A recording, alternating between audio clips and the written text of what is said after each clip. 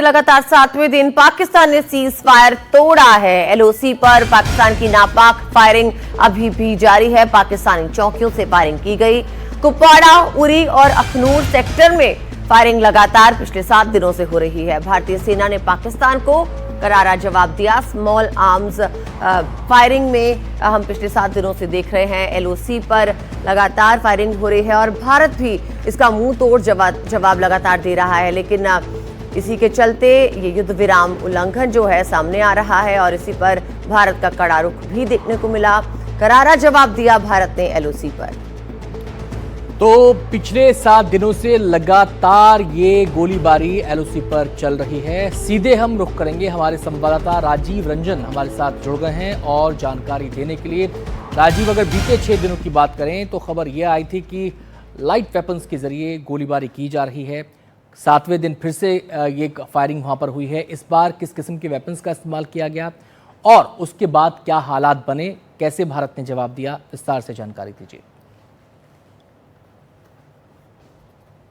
देखिए, अगर हाल के पिछले कई सालों की बात करें तो संभवतः ये पहली बार है कि लगातार 7 दिन जो है पाकिस्तान की ओर से बिना किसी उकसावे के फायरिंग की जा रही है। स्मॉल आर्म्स की बात करें तो लाइट मशीन गन जैसे हथियार होते हैं जिनसे पाकिस्तान जो है बिना किसी उकसाव के फायरिंग कर रहा है। भारतीय सेना को उकसा रहा है। हालांकि भारतीय सेना भी उसका माकूल जवाब देना पड़ेगा, लेकिन आखिर कब तक भारतीय सेना के धैर्य और संयम की परीक्षा पाकिस्तान ले रहा है। पहलगाम हमला किया पाकिस्तान से आए आतंकियों ने, उसमें पाकिस्तानी आर्मी के जवान भी शामिल है और भारत ने जब जवाबी कार्रवाई शुरू की तो पाकिस्तान बौखला गया है। उसे समझ नहीं आ रहा है कि क्या करे क्या न करे।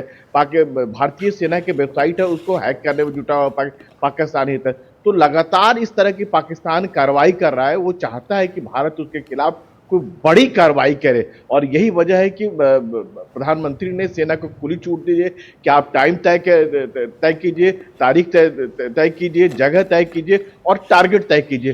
तो लगता है कि वक्त आ गया है पाकिस्तान को कड़ा सबक सिखाने का, एक कड़ा मैसेज देने का कि लगातार जो आतंकवादियों को एक्सपोर्ट भारत में कर रहा है, भारत में खून खराबा फैलाने की कोशिश करे, चाहे आईएसआई के जरिए करे, चाहे दूसरे मॉडल के जरिए, मददगारों के जरिए करे। तो इस तरह से लगता है कि पाकिस्तान बिना किसी उकसावे के जिस तरह से फायरिंग कर रहा है उससे सीमा पर तनाव फैल गया है और हालांकि भारतीय सेना पूरी तरह से मुस्तैद है पाकिस्तान की किसी भी चुनौती का माकूल जवाब देने के लिए। शुक्रिया राजीव आपका इस पूरी जानकारी के लिए।